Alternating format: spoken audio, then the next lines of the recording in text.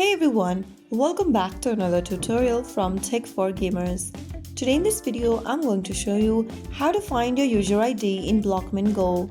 Your user ID is important for account recovery, customer support, linking accounts, and redeeming event rewards. First of all, launch open Blockman Go application on your device and make sure that you are logged in. From the home screen of Blockman Go, tap on your profile icon at the bottom right corner.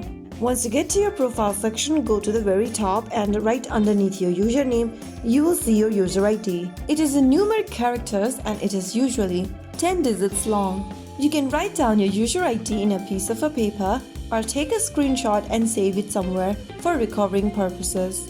You'll need it whenever you are contacting Blockman Go support. So that is how you easily find your user ID in Blockman Go, quick and easy. If you found the video helpful, don't forget to like, share and subscribe to our channel. I will be back again in the next episode. Thank you for watching.